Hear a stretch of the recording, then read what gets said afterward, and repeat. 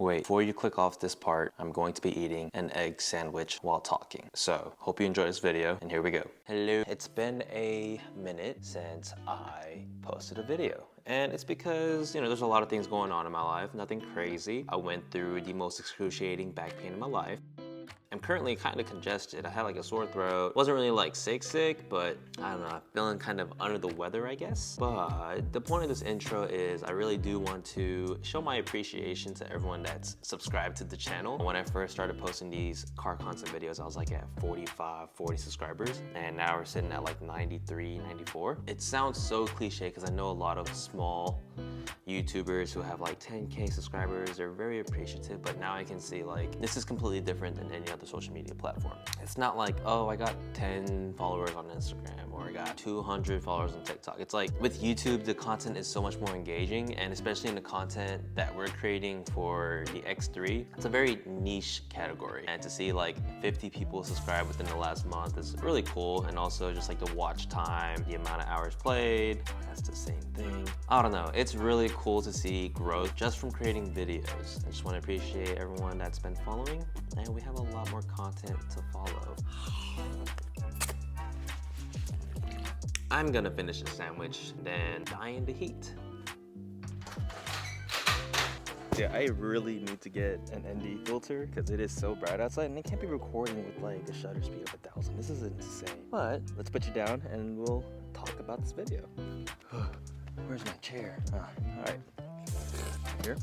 I can't believe we're really shooting at 1250 shutter. But here we are. I have now owned this X3 for about 6 months now. I've owned it since March. We're now in August, about 5.5 months. Thank the Lord. I've done a lot to this car within the last, we'll say 6 months. What I'm gonna do is I'm going to pull up a list of stuff that I did to this car. I was making this list last night to see what to, exactly talk about. And it is pretty lengthy of a modification list within the last 6 months. Now, this is what I consider the end of kind of stage one of my build. On my 2019 X3 M40i with 78,000 miles when I purchased it, now it has like 92,000. It's a lot of miles within 6 months. I drive a lot, so I bought the car with a lot of miles on purpose because I knew I was going to be driving it a lot. Part one, stage one of my build, considers a list of like 12 items. These modifications are not in any chronological order, which I know they probably should be. I have them listed from the most expensive item to the cheapest item that I've done to this car within the last 6 months. All right, the first one, Rohana RXF 11s. Now, these are a 20x9 plus 25 offset and a 20x10 plus 33 offset. Wrapped around those wheels is the Toyo Proxy Sport All Season. It is 255. I thought they were 40. They are 255 40s in the front and 295 35s in the rear. Now those were kind of purchased because when I installed the next part, the Silver's coilovers, which has been holding up very well, I realized my tires were like on that dangerous level where it shows that little indentation within the tread. That's typically a sign to replace your wheels, tires, I mean. The Silver's coilovers have been great to me. Car handles very well. The only thing I could think about doing on top of that is adding some and maybe a after the Silver's coilovers. The next, it wouldn't even be a modification, but it's something that I did spend a extreme amount of money on, is the front bumper. Remember, I bought the front bumper with a little crack on it on the driver's side, and I got to a little fender bender that damaged my passenger side. Next, the BM3 software and hardware. That basically allowed me to run callus downpipes. It allows me to go faster. It allows me to make longer burbles because we are BMW boys, and what do? We like to burble. All right, so after the BM3 mod, everything else is kind of lower in price. So the muffler delete from a local shop was $240, $220, something like that. After that, we have callus downpipes, which honestly, you could really buy any China brand if you're gonna go callus downpipes. Don't worry about paying for VRSF. Yes, they have proven quality, but they are just Chinese brands. After that, I included this in the same kind of bracket, spacers and extended lugs, because if you're gonna run spacers on this car, I'd say more than anything more than 5 millimeters, you should get extended lugs because you don't want your wheels falling off in the middle of your drive. So make sure you get extended lug nuts if you're gonna get spacers, which these ones wrapped around all the way is 12 millimeter spacers all the way around every corner. After that, we had the front lip splitter. Hold on. I'm so stupid. So everything beyond this point of the video, I forgot to plug in the mic, and I also forgot to put the mic on my hat. Oh, it's so hot. Where's my phone? Where's my phone? Not good. All right, found my phone. So back where we left off in real time about 15 minutes ago, this is the front lip half of a half that I forgot to grab, or broke. Not forgot to grab. Essentially what happened was I was driving to work at like 4 in the morning. This splitter got obliterated. How? I ran over a deer that was already dead in the middle of the road. A truck. All right, this is my 3rd time recording this. Take number like 3. Good lord. This is the half of the front splitter. There was a truck in front of me that was about 20 yards, so I left enough space for me to, you know, kind of react to things that might happen. And I didn't realize he went over a dead deer. I saw it last second. I'm like, I'm not going to swerve and cause someone else to get hurt. So I just went over it. Didn't think that I was on coilovers. I completely forgot. And it makes sense why my front undercarriage got completely, it didn't get obliterated. There's some cracks in the front, what did I just say? Undercarriage. And you can definitely see some deer hair in the undercarriage. Now I cleaned that up. Nothing rattles, nothing shakes. We're all good under there. Pretty strong.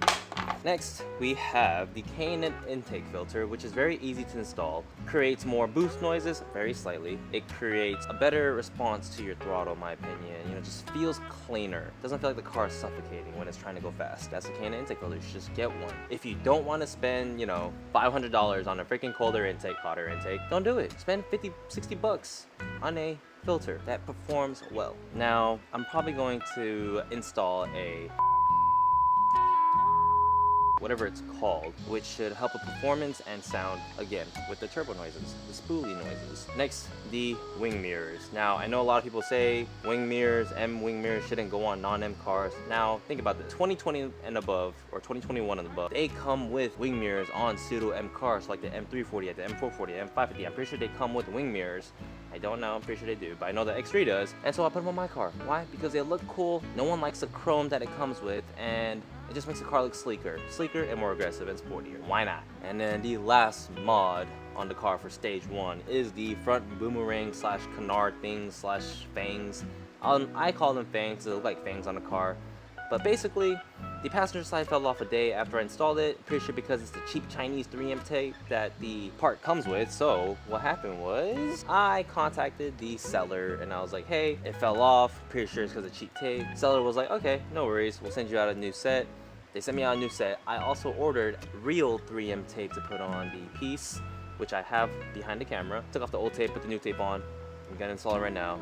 And yeah, if this video is not too long, we're gonna go ahead and move into stage 2 of our build.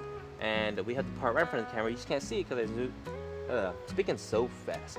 You just can't see it because I have it set up in front of the camera, which we will change angles. All right. I already filmed this shot. Play a quick replay of everything that I just did. I got this side skirt, and it's gonna look cool. Now let's go to Home Depot because I do need to buy hardware for this because it didn't come with hardware. I'm going to Lowe's because Lowe's is definitely better than Home Depot. Let's break this down into a couple of different steps so I don't have to talk in the heat. Well, first of all, the reason why I'm gonna have to be in the heat is because there's a car in the garage. My mom's car is right here. And I do need to jack the car up and enable to be able to use the drill under the car. So we're gonna pull the car into the side of the street by the curb and we're gonna work in the heat. Now, I did mention previously that this side skirt kit didn't come with hardware, but it did. It came with 10 self-tapping screws, which I don't even think are long enough to go through the side skirt. So I did buy extra hardware, as you saw in the previous clip. I know I was talking trash about Chinese 3M tape, but I don't even think this is tape. This is like Gorilla Glue on a piece of rubber on both sides. I'm gonna use this at least to be able to hold up where the side skirt should go. That way it can be held up before I start drilling. Honestly, I don't think I'm gonna talk much over this install because I just want to get this over with. So here we go.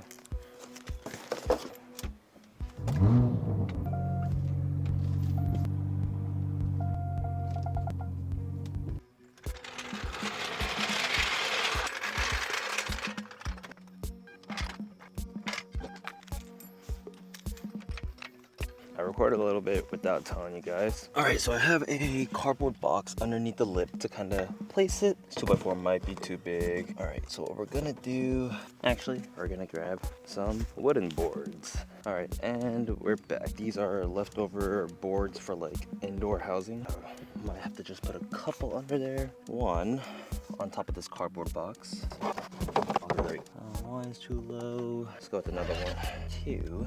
We don't need it to be completely on. Nice.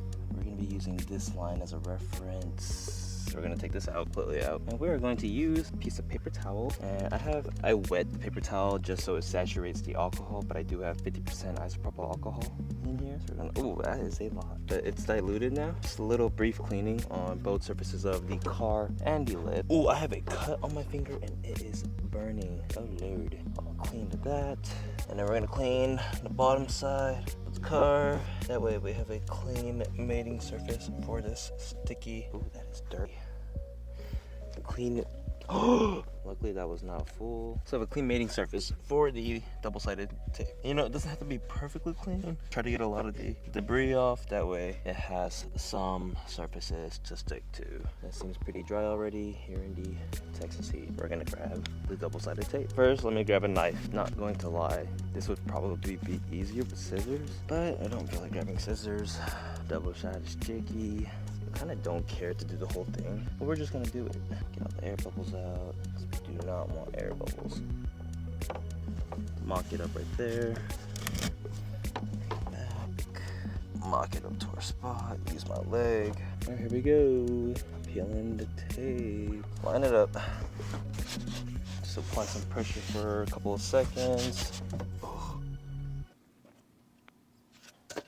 Oh, the front does not like to stick. Okay, I'm gonna grab this board, stick it back in.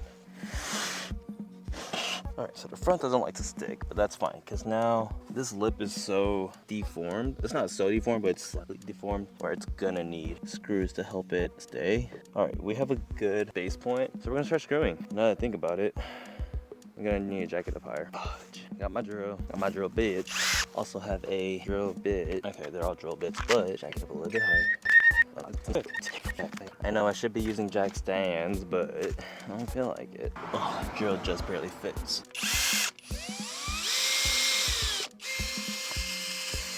Drilled through both pieces. We're gonna use one of the hardwares that I bought just cause it's longer, thicker, stronger. We're gonna drill a slightly larger hole now to go along with this.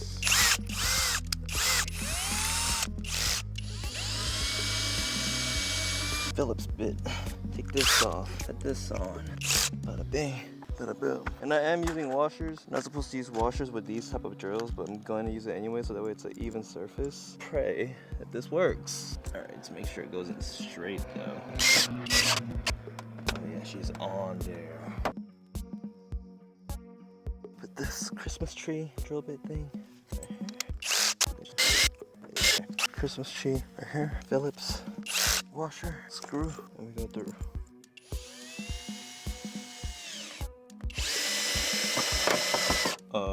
I don't know what just happened. It sounded good, but it seems like this is kind of touching. What I might do is probably screw in the back side back here. Just kind of lock it down from touching the back. Let's try that real quick. Ow. So hot. Very, very hot. Oh yeah, she ain't touching. Dude, drill can't fit there. Drill stop here, which I'm gonna end this clip, so I'll come back when I'm done.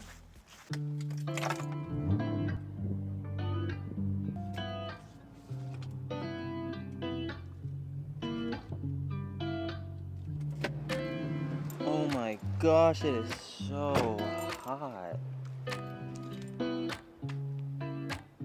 Like typical manner, I installed everything without really showing most of it. And it's because, once again, there's a lot of things on this part, the side skirt, that you're gonna have to figure out yourself. And for me, it's figuring out that you cannot use 2-inch screws to bolt this side skirt in. So what you're gonna want to use is 1.25 inches for most of the bolts, and you're just gonna have to use your best guess to figure out where the bottom of your OEM side skirt meets with the aftermarket side skirt, because if you don't, you might drill into some metal, or you might just drill into the carpet liner thingy they have on the bottom. So yeah, just stick with 1.25 really, but 1.5 works fine. Just get like a self-tapping kind of screw, whether it be metal, plastic, anything that can do metal typically can do plastic. Get one of those. I did put washers underneath the screws, that way it's a flatter surface to kind of evenly spread the load. Yeah, that's really it. I put about 5 screws on each side skirt, held on very well. Yeah,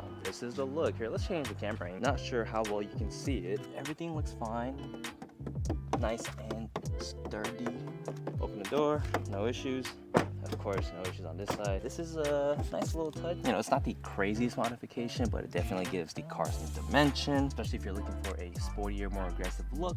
Pairs well with the wing mirrors. It is so hot today. It is like 105. I am dehydrated out the butt. Car is looking much nicer now. I mean, it's already a nice car, but it's looking more to what I want in this car. I do need to clean the wheels, so I took some pictures of this car in the dirt. Other than that, don't think there's much to say. Thank you guys for sticking around for the whole video, and I really do appreciate everyone that has been subscribing. Comments honestly are one of the greatest things to kind of like open your phone to as a creator. You're like, oh, someone commented on a video, and like y'all are commenting like, you know, good 3-4 sentences. It's really cool. I really do like responding to all of y'all. Dude, am I sweating or is that a bug? Yeah, share this video with your friends or your mom's friend or your friend's mom, because you know this is a mom car.